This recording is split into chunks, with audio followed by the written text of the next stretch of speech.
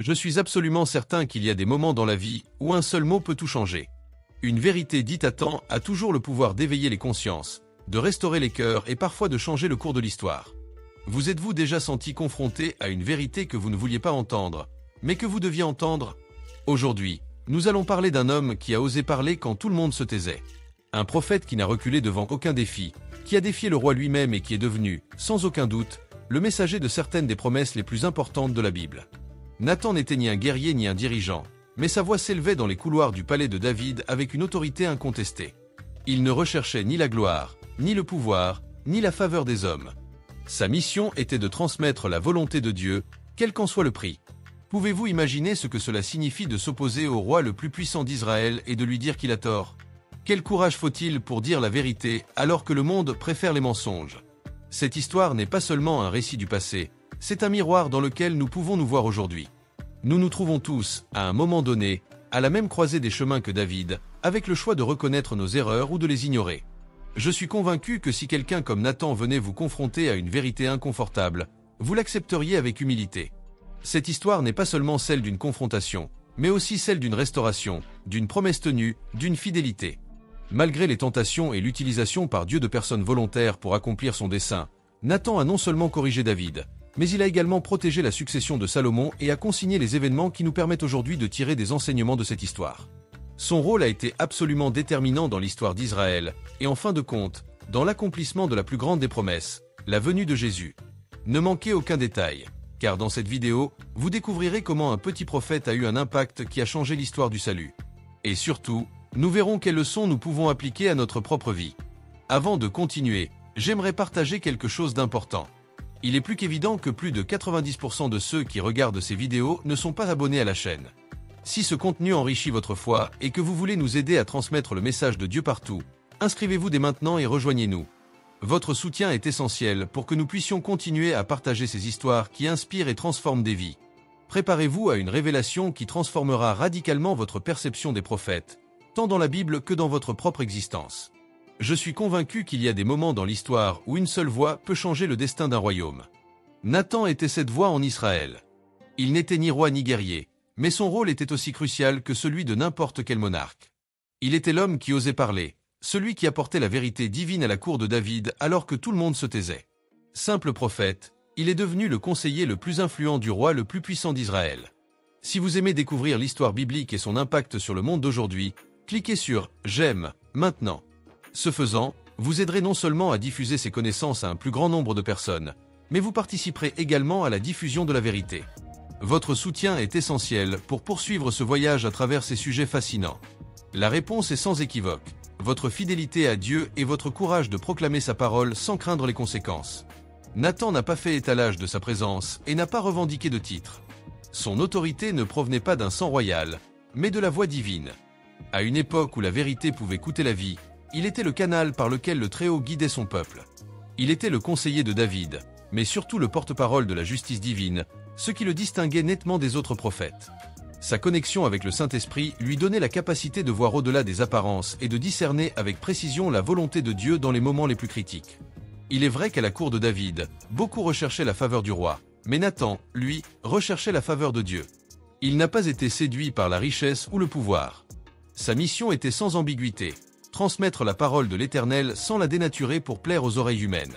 Il n'était pas un flagorneur, mais un phare de la vérité au milieu des turbulences politiques.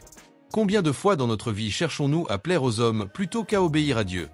Nathan nous montre avec une clarté absolue que la véritable loyauté va au Créateur, et non aux attentes du monde. Dieu choisit ceux qui sont prêts à écouter sa voix et agir avec audace. Nathan n'a pas seulement prophétisé, il est intervenu à des moments clés de l'histoire d'Israël.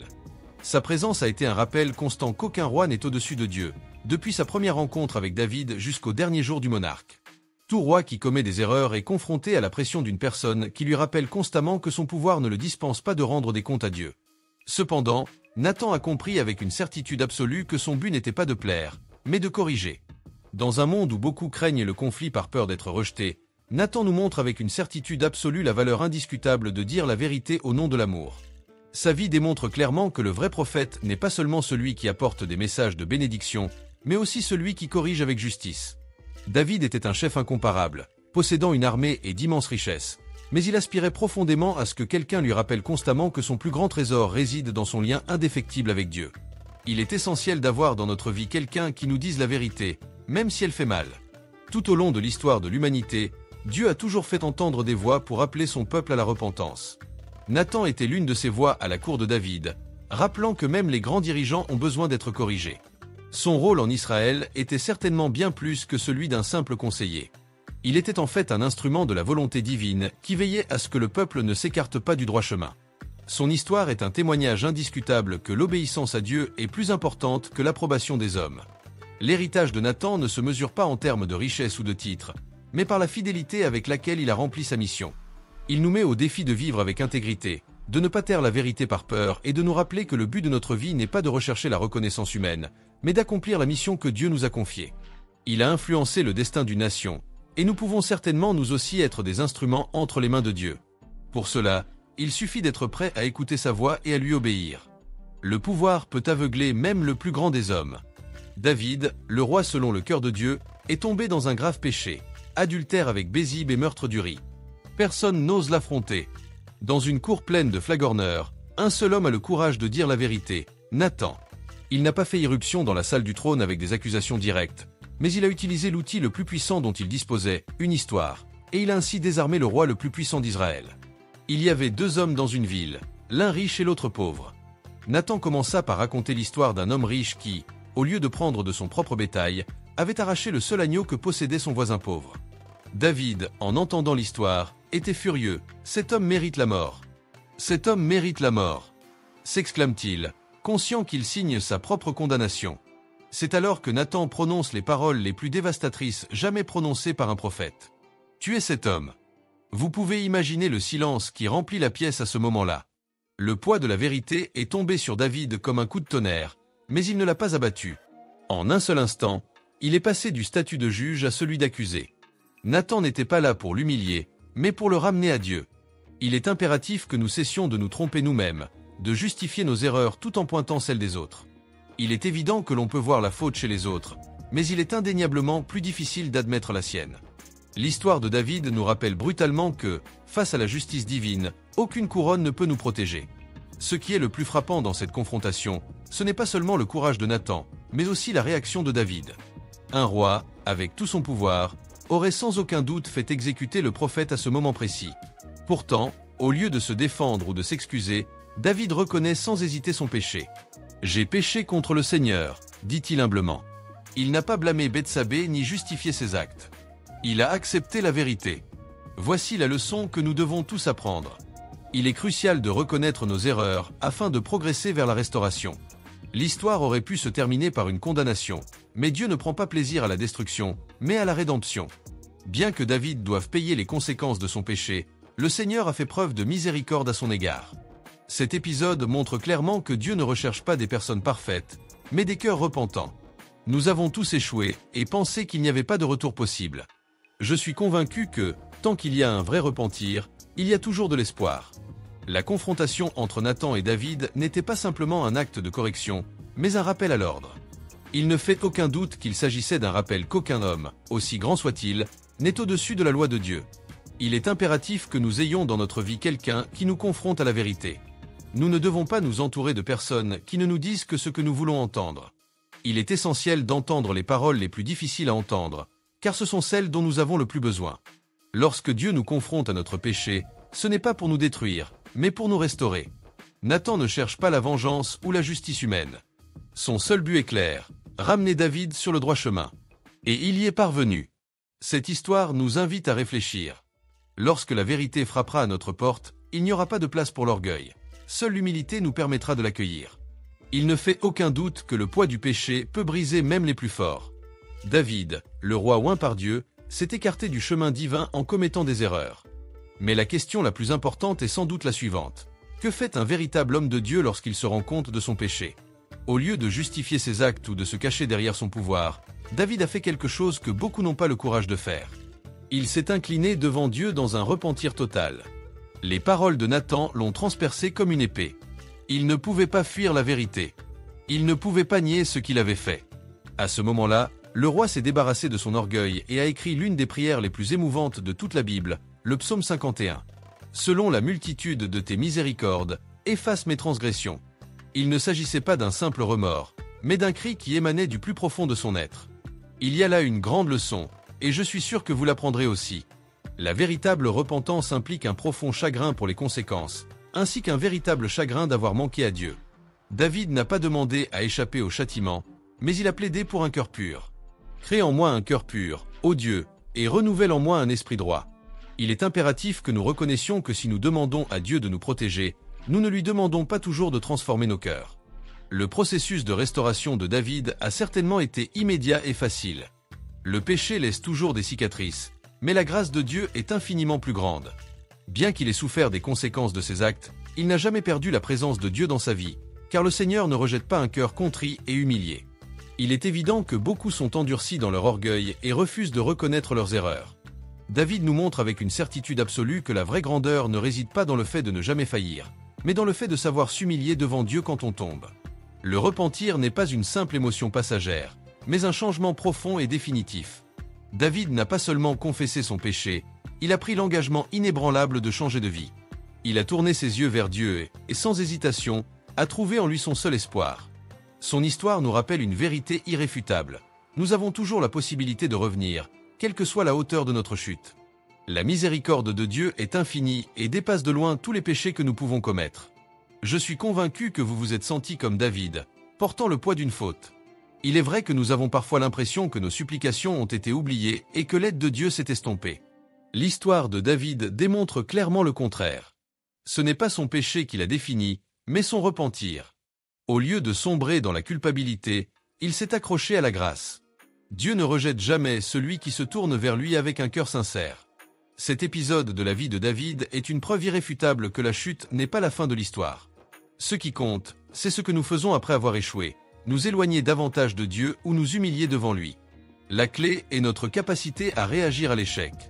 David a obtenu le pardon en sachant où le chercher. Et cette porte est toujours ouverte pour nous aujourd'hui. Au milieu des erreurs et des chutes, il y a une chose qui reste inébranlable, les promesses de Dieu.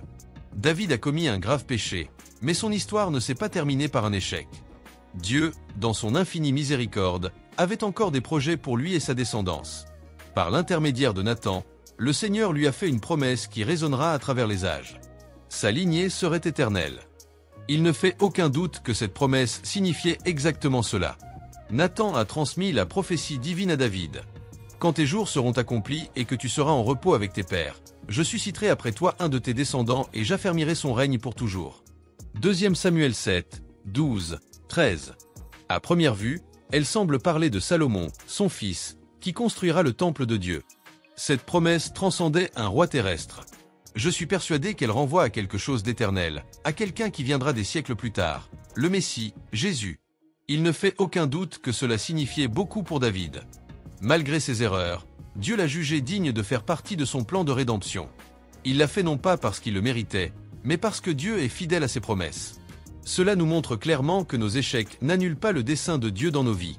Sa grâce continue d'agir, même lorsque nous nous en sentons indignes.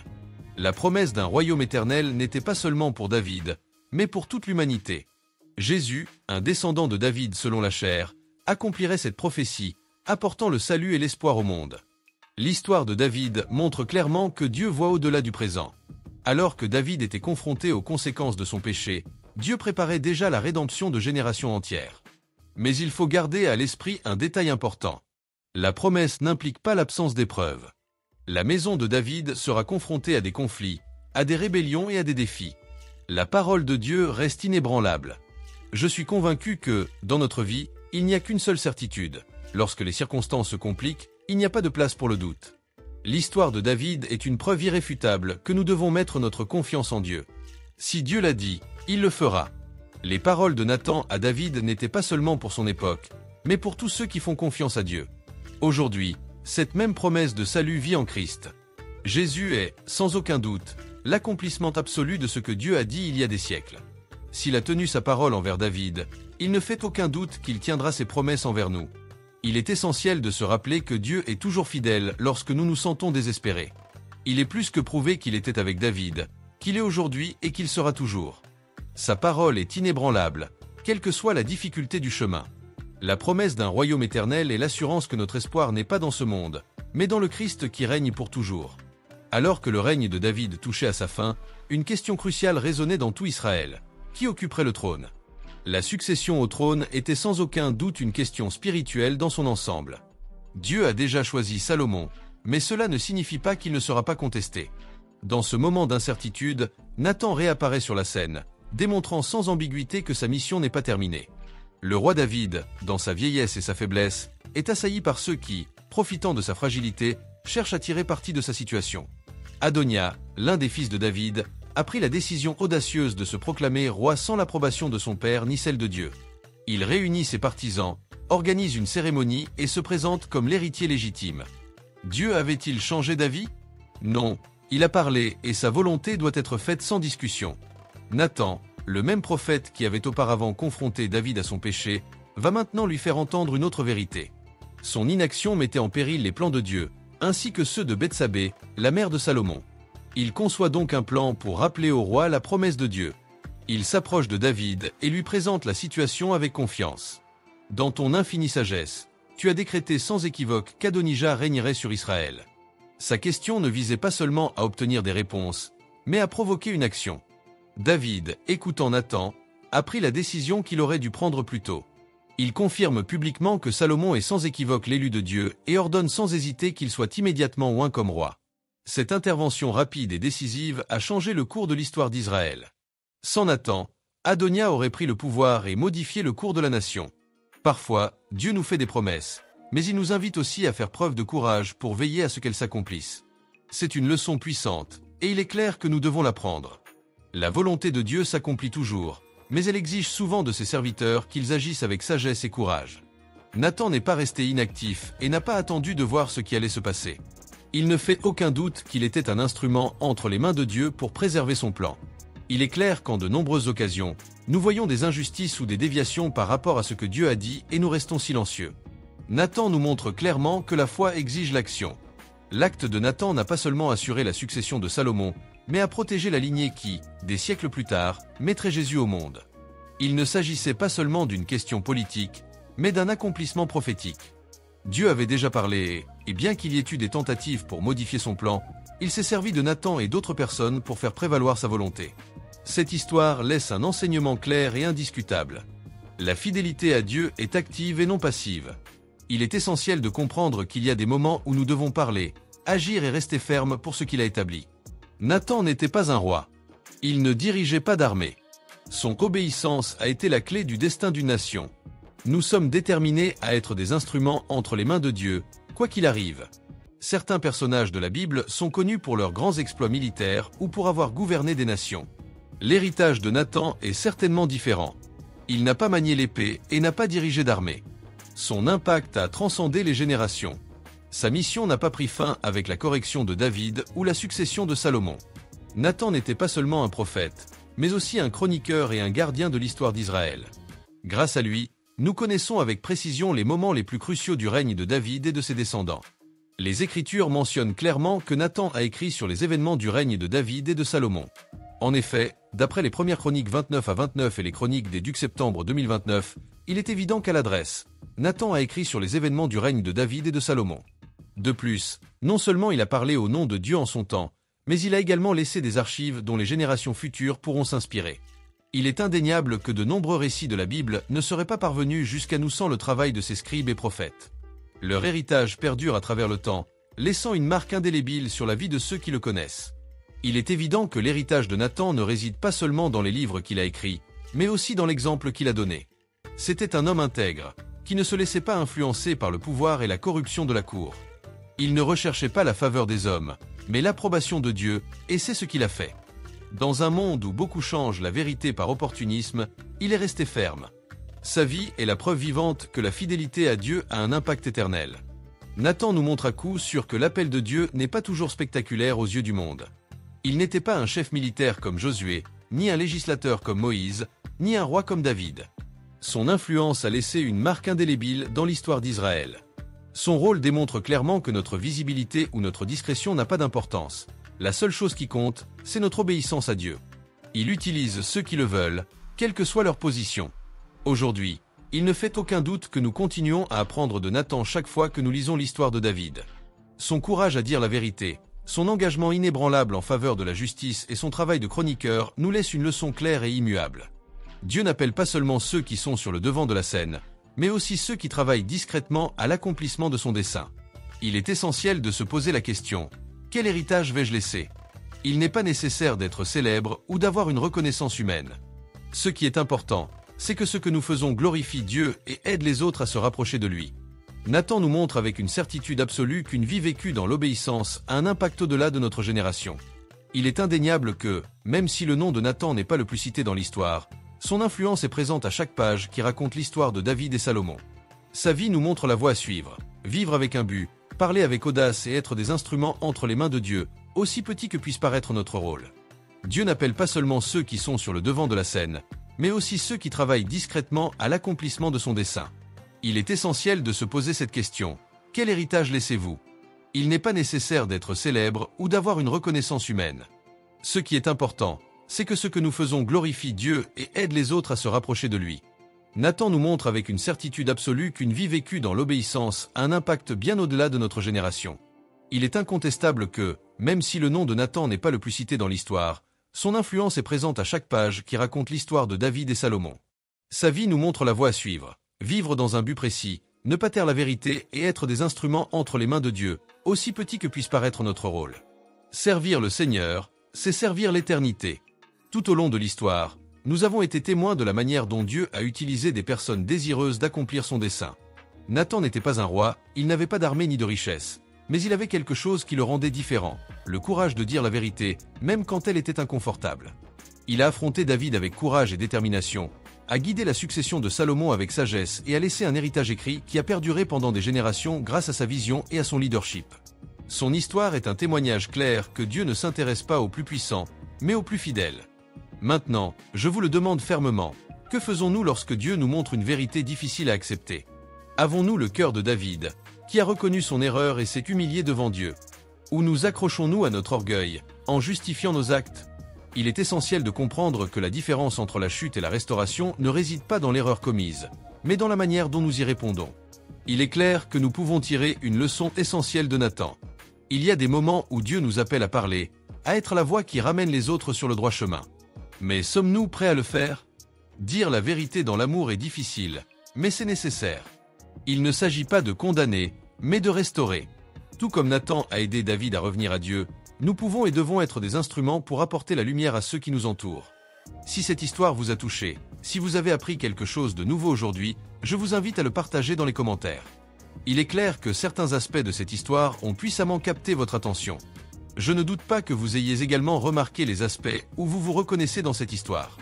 Nous écoutons attentivement votre opinion. N'oubliez pas de vous abonner à la chaîne et d'activer les notifications pour ne pas manquer d'autres contenus comme celui-ci. Chaque histoire de la Bible est une leçon profonde qui peut transformer nos vies. Chez Chronicle of the Ancient, nous nous engageons à partager ces précieuses leçons avec vous. Pour terminer, je voudrais vous laisser sur une promesse qui nous rappelle le cœur de Dieu pour ceux qui s'humilient et recherchent sa présence. L'Éternel est proche de ceux qui ont le cœur brisé, et il sauve ceux qui ont l'esprit contrit. Peu importe jusqu'où vous êtes tombé, vous pouvez toujours revenir à Dieu, car Dieu vous accueille toujours à bras ouverts. Rendez-vous dans la prochaine vidéo. Je vous garantis que Dieu vous bénira.